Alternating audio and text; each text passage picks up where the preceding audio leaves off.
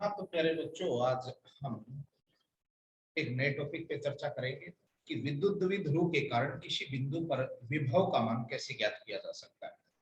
इससे पहले हमने बिंदु आवेश के लिए विभव को के मान को ज्ञात किया था और उसका एक डेरिवेशन बनाया था, व्यंजक बनाया था।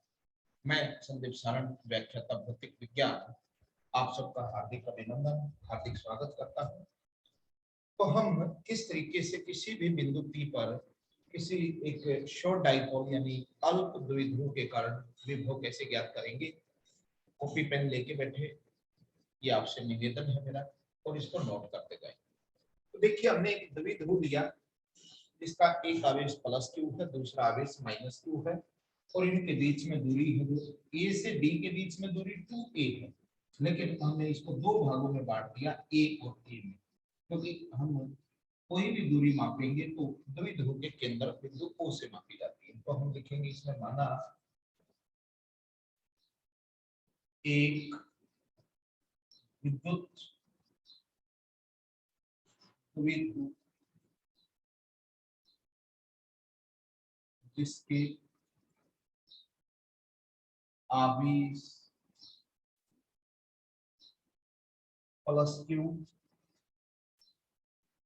व माइनस क्यू परस्पर 2a दूरी पर 2a दूरी पर है। इसके कारण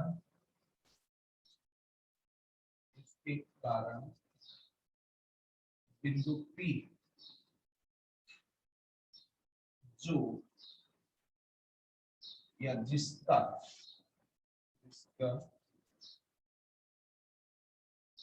स्थिति सदिश, जिसकी स्थिति r थीटा है, पर विभव का मान ज्ञात करना है। विभव का मान ज्ञात करना है।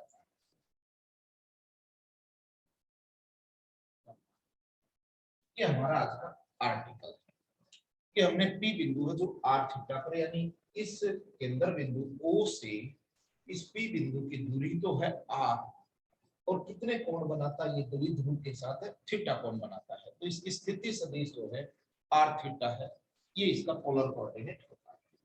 तो हम सब जानते हैं कि बिंदु आवेश के कारण विभव का जो सूत्र होता है वो होता है KQ/R। ये होता है KQ/R का मतलब यहाँ दूरी है R, ये बिंदु आवेश के कारण। लेकिन यहाँ तो एक से ज्यादा आवेश है, इसका मतलब ये हुआ P बिंदु इन दोनों आवेशों के क्षेत्र में होना चाहिए। अगर क्षेत्र में होगा तो इन दोनों का प्रभाव P पर पड़ेगा।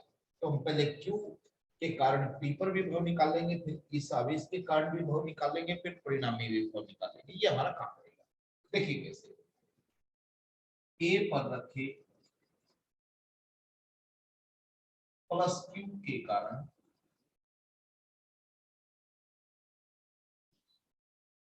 P पर विभव, क्योंकि ये बिंदु आवेश है, और बिंदु आवेश के लिए हम सब जानते हैं V1 क्या हो जाएगा, K प्लस का आवेश है तो प्लस का चिन्ह आ जाएगा। दूरी A से P की लेनी है, दूरी यही लेनी है A से P की,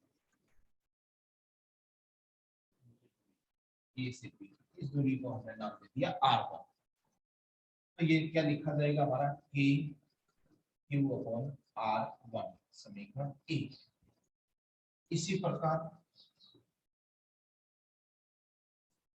प्रकार B पर रखे माइनस Q के कारण P पर विभव। अब दूसरे आवेश के कारण निकाल लेंगे, तो V2 नाम दे देंगे। V2 हो जाएगा K माइनस का आवेश, बिंदु आवेश हमारा कैसा है, माइनस, और दूरी लेनी है B से P। अब B से P को मिलाओ, ये दूरी हमें लेनी पड़ेगी, B से P की दूरी, ये R2 नाम दे दिया मैंने इसका। इसका क्या नाम रख देंगे, R2। तो ये बन जाएगा हमारा माइनस KQ/R, ये समीकरण 2। दो ही बिंदु आवेश थे, एक प्लस क्यू था, एक माइनस क्यू था, और P पर दोनों का प्रभाव है, तो परिणामी विभव क्या हो जाएगा? अतः P पर परिणामी या इसको कुल भी बोल देते हैं, कुल विभव, नेट परिणामी विभव,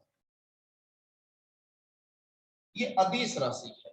अदिश राशि है तो यहाँ बीजगणितीय योग का प्रयोग करेंगे। बीजगणितीय योग ये कहता है कि जब भी आप उनके मानों को जोड़ें तो उनके चिन्ह साथ में लेने होंगे। v1 की वैल्यू है k क्यू अपॉन r1 और v2 है माइनस का k क्यू अपॉन r2।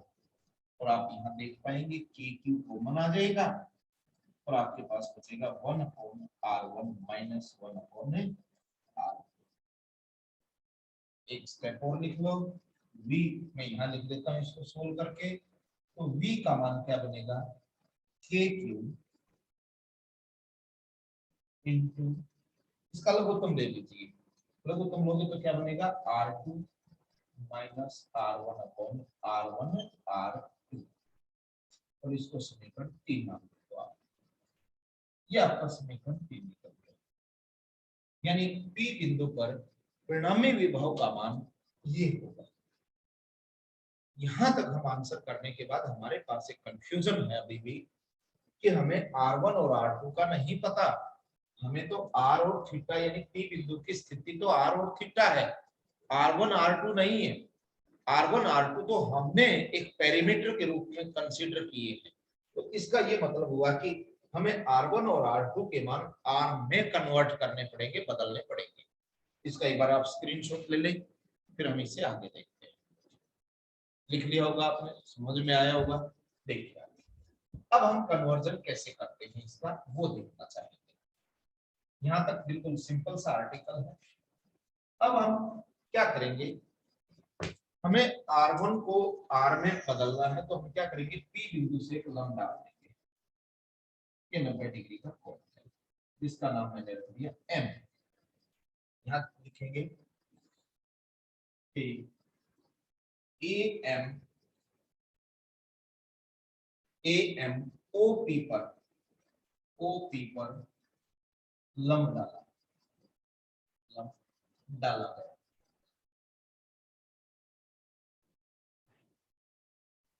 ये हमने लंब डाल दिया। क्यों कर रहे हैं हम ऐसा? देखिए हम सब जानते हैं कि किसी भी बिंदु से एक बिंदु की दूरी P से ये, अगर A से बहुत थोड़ी दूरी पर कोई अन्य बिंदु हो, हमारा B मान लीजिए या P मान लीजिए, तो इसको भी मिला दो। ये हमारा दूसरा बिंदु है कोई भी O। ये कहता है कि P बिंदु से A और O, अगर A और O नजदीक हो तो A से अगर आप लंब डाल देंगे तो ये ऊपर जो भी भाग बना M से P और A से P की दूरी बराबर हो जाती है। ये केवल तभी लागू है जब ये A से O दूरी है ये बहुत छोटी होनी चाहिए। अगर ये दूरी बड़ी है उस समय ये संभव नहीं है, इस बात का भी ध्यान रखें। और हमने यहाँ द्विध्रुव है वो छोटा ले रखा है, इसलिए A और O के बीच में बहुत ज्यादा दूरी नहीं है। इसलिए जब A से लंब डालोगे तो A से P और M से P की दूरी बराबर हो जाएगी। तो इससे क्या फायदा मिलेगा हमें? A से P और M से P, AP की वैल्यू है वो MP की वैल्यू के बराबर हो जाएगी। लंब और दूरियां हैं ये। चित्र का प्रयोग करेंगे हम, चित्र से अब देखिए चित्र से OP तो हम OM प्लस MP लिख सकते हैं क्या? ये O से P की दूरी है, उसको क्या लिख सकते हैं? O से M, M से P, दोनों को जोड़ दो। अब देखिए OP कितना है? OP is equal to OM plus MP किसके बराबर निकाला हमने? AP के। OP का मान है R, OM का हमें पता नहीं, AP है R1। तो आप यहाँ से R1 की वैल्यू R माइनस OM निकाल सकते हैं। अब हमें क्या करना होगा? OM को निकालना है। तो OM को निकालने का हमारे पास तरीका है, चित्र में समकोण त्रिभुज हम समकोण त्रिभुज, क्योंकि ये 90 डिग्री है तो समकोण हो गया। ओ ए और एम या ए ओ एम में, ए ओ एम में इस समकोण त्रिभुज की बात करेंगे। निकालना किसको है? ओ एम निकालना चाहते हैं इस त्रिभुज की, इस भुजा को निकालना ओ से एम, इसको ऊपर रख देंगे ओ एम बटे दूरी। पता किसका? हमें ओ से ए का पता है। अब ये देखेंगे ये है क्या। मैं इस त्रिभुज को यहाँ बनाता हूँ, ये त्रिभुज आपकी इस तरीके से है। अगर आप इसको ध्यान से देखें, ये ए, ये ओ, ये एम, ये 90 डिग्री का कोण है, ये थीटा। आप सब जानते हैं कि 90 का कोण होता है त्रिभुज में, उसके सामने वाली भुजा कर्ण होती है। कौन सी भुजा होती है? ये कर्ण। कोण के सामने वाली भुजा लंब होती है और ये भुजा क्या होगी? आधार। तो ओ से एम, ये रहा ओ से एम, क्या है आपका? आधार। ये आपका आधार है। और ए से ओ क्या है आपका? कर्ण। और त्रिकोणमिति में आप सब जानते हैं कि आधार बटे कर्ण कोस थीटा होता है। क्या होता है? कोस ऑफ कोण। तो ओ एम का मान निकल जाएगा ओ ए कोस ऑफ थीटा, और ओ एम बराबर है, ओ से ए की दूरी कितनी है? Small A, cos of theta. ये वैल्यू आपकी ओ एम की निकल जाएगी। समझ में आया होगा ये? मैं इसको हटा देता हूँ। अब क्या करेंगे? इस ओ एम की वैल्यू को यहाँ रख लेंगे, तो इससे हमारा R1 क्या निकल गया? R minus A cos of theta. इस समीकरण का नाम मैंने कितना नंबर रख दिया? 4 नंबर रख दिया। इसी प्रकार हम क्या करेंगे? इस P से O वाली भुजा को हम आगे की तरफ ऐसे बढ़ा देंगे और B से एक लंब और डाल देंगे। 90 का कोण है N भुजा के ऊपर। तो इसी प्रकार क्या लिखोगे यहाँ? A D N O P के बढ़ाए हुए भाग पर लंब डाल, यानी उसके एक्सटेंडेड पार्ट है उसको आगे बढ़ा के हमने लंब डाल दिया। इससे क्या बनेगा? बी से पी की दूरी है वो एन से पी की दूरी के बराबर हो जाएगी, क्योंकि लंब डालने से जहां लंब काटेगा एन से पी और बी से पी बराबर हो जाएगी। अगर इसी को हम आगे बढ़ाएं तो बी पी बराबर है एन पी को क्या लिख सकते हो? एन से ओ, ओ से पी। क्योंकि यहां से यहां तक की दूरी को दो भागों में तोड़ लो, एन से ओ और ओ से पी। अब बी से पी की दूरी देखिए कितनी है? R2 है। एन से ओ का हमें पता नहीं, लेकिन ओ से पी तो R है, यही है। अब एन ओ निकालना है, जैसा हमने ये निकाला है त्रिभुज में वैसे ही निकालेंगे। समकोण त्रिभुज बी ओ एन में चित्र देख लेना, बी ओ एन, ये है बी, ये कोण है थीटा, ये है 90। तो हमें क्या निकालना है? एन ओ, और पता किसका है? बी से ओ। तो देखिए 90 है, ये कोण 90 का है, इसके सामने वाली भुजा बी ओ भुजा कर्ण हो जाएगी, नीचे वाली भुजा क्या होगी? हमारी कर्ण। तो नीचे वाली भुजा को हम क्या लिख देंगे? कर्ण। एन से ओ ये वाली कोण इसी भुजा पे बना, ये हो गया आधार। तो आपको पता नहीं लग गया कि ये कोस थीटा बनेगा ये भी। तो एन ओ बराबर है बी ओ कोस थीटा, और बी ओ की वैल्यू आप सब जानते हैं, चित्र में देख लीजिए, ए कोस थीटा बनेगा। इस वैल्यू को उठा के हम यहाँ रखेंगे तो R2 निकल जाएगा। R2 की वैल्यू भी क्या होगी? R plus A cos of theta. इस इक्वेशन को हमने 5 नंबर दिया।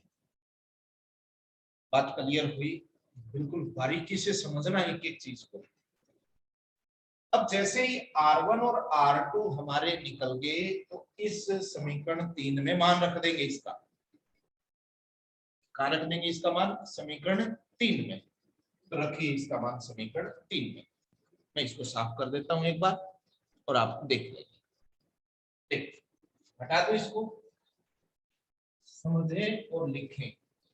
मैं R1 और R2 के मान समीकरण 3, 4 और 5 से 3 में रखूंगा। लिखूंगा कि समीकरण 4 व 5 से मान समीकरण 3 में रखने पर 3 पे ये था V बराबर है के क्यू ऐसे का ऐसा, ब्रैकेट लगा दिया। हमें पहले R2 की वैल्यू रखनी है। R2 की वैल्यू थी R प्लस ए कोस थीटा, अभी निकाली हमने। माइनस का चिन्ह ऐसे कैसा, R1 की वैल्यू रखोगे तो R माइनस ए कोस थीटा, और डिवाइड दोनों की मल्टीप्लाई है, R प्लस ए कोस थीटा और R minus A cos of theta. ये हमने मान रखी है। सिंपलीफाई करना है इसको, देखिए सिंपलीफाई, के क्यू ऐसे का ऐसा, ये R प्लस ए कोस थीटा ऐसे का ऐसा हो जाएगा। माइनस, ये माइनस चिन्ह है तो अंदर वाले चिन्ह पलट जाएंगे, माइनस का और ये प्लस का। इसको सोल्व कर ले, ये a प्लस बी है, ये a माइनस बी, तो हमारे पास एक आइडेंटिटी होती थी a स्क्वायर और b स्क्वायर का ये ऐसे, यानी आइडेंटिटी कौन सी है, एक प्लस में हो और यही चीज माइनस में हो, इन दोनों की अगर गुणा कर दी जाए तो पहले का वर्ग और दूसरे का वर्ग होता है। ये आइडेंटिटी हमने यूज की है। अगर ऐसे समझ नहीं आए तो इसको इससे गुणा कर लो, इसको इससे गुणा कर लो, फिर इसकी इससे गुणा, इसकी इसकी गुणा, अपने आप ही आ जाएगा। उसके बाद देखिए ये वाला भाग से कैंसिल हो जाएगा, क्या बचेगा, के क्यू ए कोस थीटा और ए cos theta 2a cos theta, और नीचे क्या बच गया हमारा R square minus A square cos square theta, ये v बच गया। या ये कह सकते हो कि v बराबर है कि ये दोनों चीजें मिलकर p बना देगी। कैसे बनाएंगी ये भी मैं समझा देता हूं, ए स्क्वायर कोस स्क्वायर थीटा, ये आपका समीकरण नंबर 6। ये कैसे बनाएंगे, हम विद्युत द्विध्रुव को जानते हैं। देखिए विद्युत द्विध्रुव आघूर्ण, एक शब्द पढ़ा था हमने, विद्युत द्विध्रुव आघूर्ण P, और इसकी परिभाषा थी कि दिए गए द्विध्रुव के किसी एक आवेश का मान, चाहे ये आवेश ले लो या ये आवेश ले लो, किसी एक आवेश को लेना है और दोनों आवेशों के बीच दूरी a प्लस a कितनी होगी 2 की, ये होता है विद्युत द्विध्रुव आघूर्ण। तो यहाँ यही बन गया Q और 2a मिलकर P बना जाए। ये आपका आर्टिकल है, इंपॉर्टेंट आर्टिकल है द्विध्रुव के कारण। अब कुछ बात कर लेते हैं हम यहाँ पर विशेष स्थितियां। पहली स्थिति है, पहली स्थिति क्या है कि ये P बिंदु इसकी अक्ष के ऊपर आ जाए, इधर आ जाए, ये अक्षीय स्थिति है। अगर ये P बिंदु यहाँ आ जाए तो आप देख पाएंगे कि ऐसे था, ये किसी कोण थीटा पे ऐसे इधर की तरफ झुकेगा, ये ऐसे झुकेगा, तो ये थीटा का मान कम होता चला जाएगा, और जब इस बिंदु पे आएगा थीटा का मान कितना हो जाएगा 0। यदि P बिंदु अक्षीय स्थिति में है, अक्षीय स्थिति में हो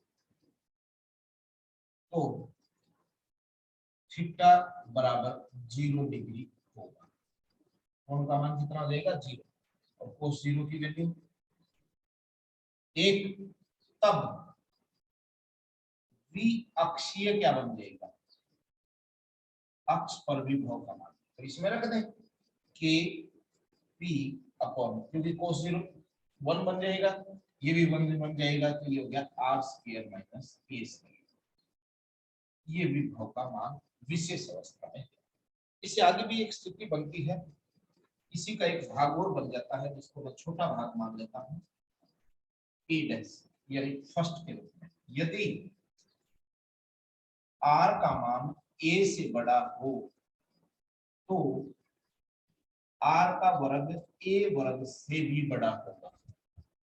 इस स्थिति में इस अवस्था में क्या बन जाएगा, R square minus A square लगभग आर स्क्वायर के बराबर मान लेगा, तो ज्यादा अंतर नहीं रहेगा। तब क्या हो जाएगा, इस केस में v का मान v अक्ष क्या बन जाएगा, के क्यू तो ऐसे का ऐसा है, और नीचे वाला R square minus A square R square हो जाएगा, तो आर स्क्वायर। ये विशेष अवस्था है। दूसरा केस हम यही पढ़ लेते हैं नंबर 2 पे। यदि ये निरख स्थिति में चला जाए पी बिंदु, यहाँ पी बिंदु आ जाएगी इधर से इधर आ जाएगी, तो आप देखेंगे कि जैसे जैसे ये पी बिंदु इस तरफ खिसकेगा तो कोण का मान बढ़ेगा और वो 90 डिग्री हो जाएगा अधिकतम। तो हम कह देंगे यदि पी बिंदु निरक्ष स्थिति में हो, निरक्षीय स्थिति में हो निरक्ष की स्थिति में हो तो थीटा का मान कितना हो जाएगा, 90 डिग्री। अब कोस 90 का मान 0 होता है, तो v निरक्ष बराबर है, देखिए अगर कोस 90 हो जाएगा तो ये 0 बन जाएगा पूरे का पूरा, तो विभव का मान क्या हो गया, 0।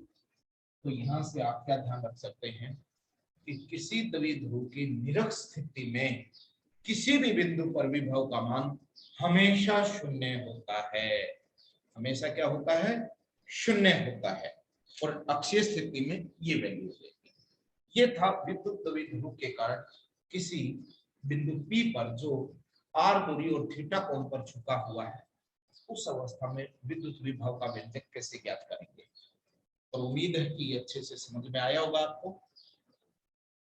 अब हम इसी के साथ एक छोटा सा टॉपिक और पढ़ा देता हूं मैं, क्लियर है ये बात, इसका आप स्क्रीनशॉट ले लें एक बार और नोट्स लिखें।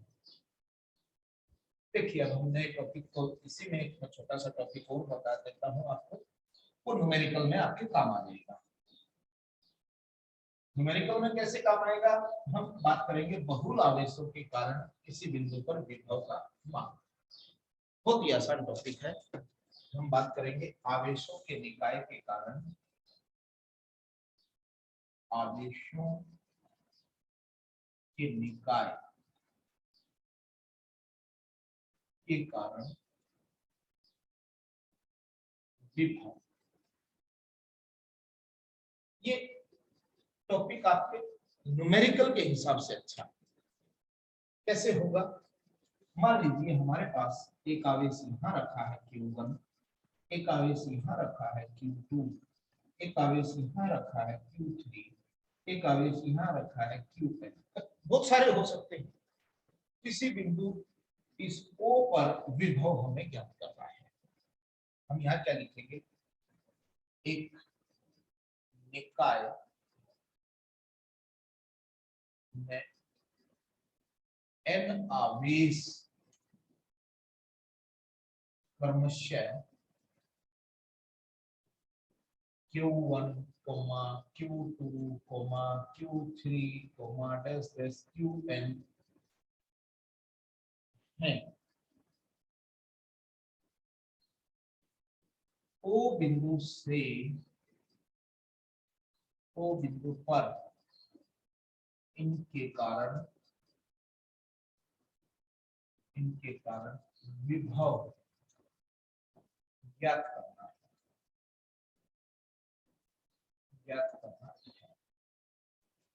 इन आवेशों के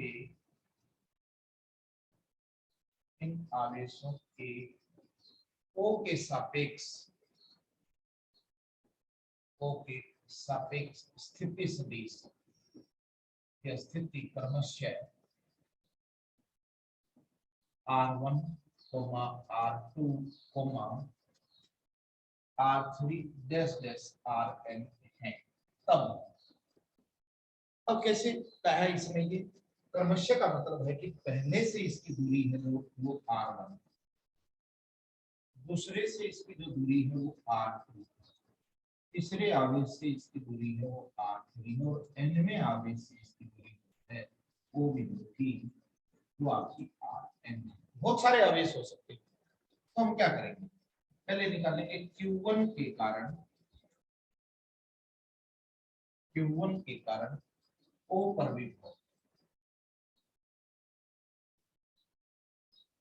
तो Q1 के कारण O पर विभव V1 कह दिया, तो इसकी वैल्यू होगी KQ1/R। इसी प्रकार Q2, Q3, Qn के कारण O पर विभव, O पर विभव निकाल देंगे हम। कैसे निकलेंगे, उसका नाम हमने रखा V2, दूसरे के कारण है, KQ2/R। तीसरे के कारण निकालोगे तो KQ3/R3। Test test test Vn के कारण निकालोगे तो KQn/Rn। ये इनके क्षेत्र में है, इसलिए सबके विभव ये लगेंगे। और परिणामी विभव O पर परिणामी विभव,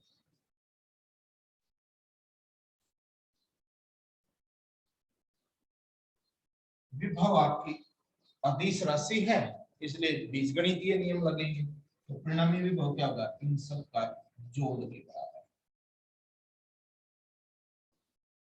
Vn सबके मान रखो, पहले का मान रखोगे तो KQ/R1, दूसरे का रखोगे KQ2/R2, तीसरे का रखोगे KQ3/R3, और ऐसा लास्ट वाले का देगा KQ1/Rn। कॉमन क्या रहा है सब में, K, क्या बच गया अंदर, Q1/R1, Q2/R2, Q3/R3 dash dash dash Qn/Rn। ये एक सीरीज बन गई आपकी। इसका मतलब इसको समेशन के फॉर्म में लिख सकते हैं। एक तरीका होता हमारे पास K लगा दिया हमने, समेशन का यूज करते हैं I = 1 से n तक, क्योंकि हमारे कितने हैं n तक। तो पहला ले लो आप QI/RI, ये रूप लिख सकते हैं। ध्यान रखना, एक बात मैं स्पष्ट कर देता हूं, यहाँ पर आवेशों के चिन्ह साथ में लेते हैं।